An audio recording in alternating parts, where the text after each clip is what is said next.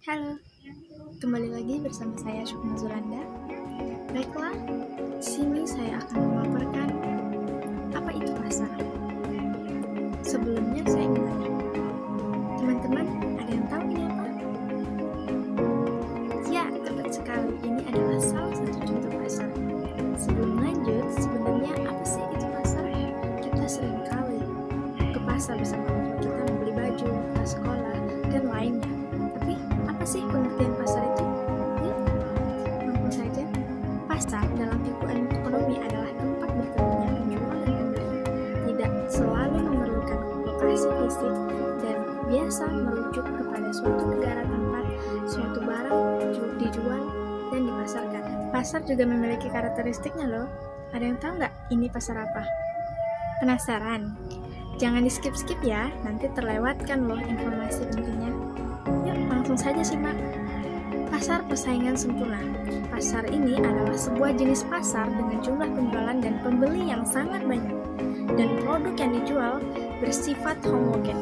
Harga terbentuk melalui mekanisme pasar dan hasil interaksi antara penawaran dan permintaan, sehingga penjual dan pembeli di pasar ini tidak dapat mempengaruhi harga dan hanya berperan sebagai penerima harga. Karakteristik pasar persaingan sempurna, terdapat banyak penjual dan pembeli di dalamnya. Artinya tidak hanya satu penjual dan pembeli yang ada di dalam pasar. Jadi yang menentukan harga bukanlah pembeli atau penjual, tetapi keseluruhan interaksi antara pembeli dan penjual. Kemudian, barang yang diperjualbelikan yaitu bersifat homogen atau serupa. Terkadang, pembeli tidak dapat membedakan barang produksi suatu perusahaan dengan produksi perusahaan lainnya. Kemudian, perusahaan dapat dengan bebas keluar masuk pasar tersebut. Suatu perusahaan bebas menentukan ingin keluar atau memasuki pasar persaingan sempurna karena hampir tidak ada hambatan bagi perusahaan untuk keluar maupun masuk ke pasar tersebut. Kemudian, yaitu pasar monopoli. Pasar monopoli adalah satu bentuk pasar di mana hanya terdapat satu penjual yang menguasai pasar. Produsen bebas untuk menentukan harga. Menentukan harga pada pasar ini adalah seorang penjual atau sering disebut sebagai monopolis. Harga ditentukan dari jumlah barang yang akan diproduksi. Semakin sedikit barangnya, semakin mahal harga barang tersebut. Karakteristik pasar monopoli pertama, hanya ada satu produsen. Kemudian produsen bebas menentukan harga. Lalu ada hambatan bagi perusahaan lain untuk masuk ke dalam pasar. Kemudian output yang besar karena permintaannya banyak. Kemudian biaya marginal semakin lama semakin menurun sehingga biaya produksi AC makin rendah atau deresinc misi AC dan AC. Kemudian pasar monopolistik. Oke, baiklah, kita lanjutkan ya.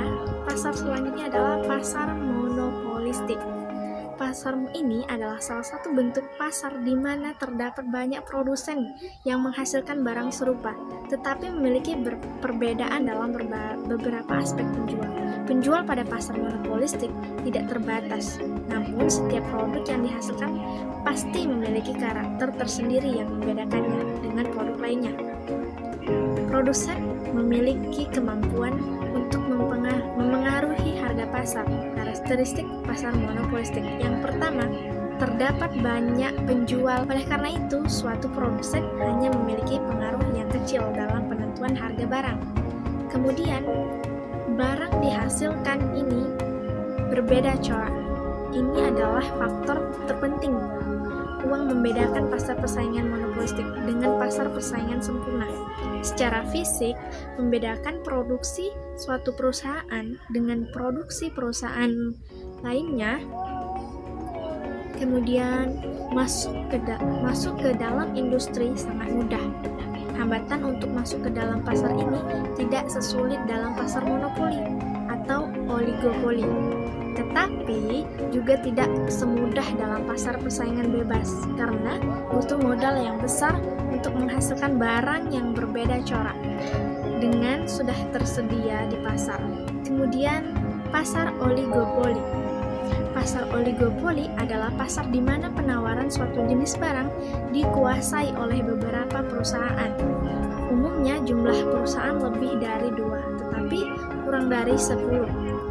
Praktek oligopoli umumnya dilakukan sebagai salah satu upaya untuk menahan perusahaan-perusahaan potensial untuk masuk ke dalam pasar, dan juga perusahaan-perusahaan melakukan oligopoli sebagai salah satu usaha untuk menikmati laba normal di bawah tingkat maksimum dengan menetapkan harga jual terbatas, sehingga menyebabkan kompetisi harga di antara pelaku usaha yang melakukan praktisi oligopoli menjadi tidak ada.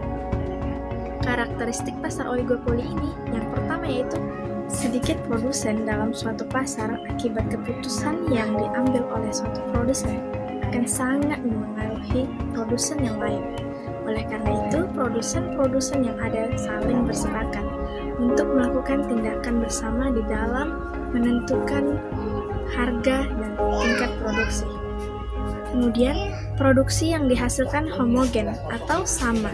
Ada 2 tipe. Pertama yaitu produsen barang standar dan atau bahan mentah. Dan yang kedua yaitu produsen barang yang berbeda corak. Biasanya barang akhir atau barang jadi. Nah, sekarang teman-teman sudah tahu kan apa perbedaan dan pengertian pasar? Jangan lupa di like, di subscribe, dan di share.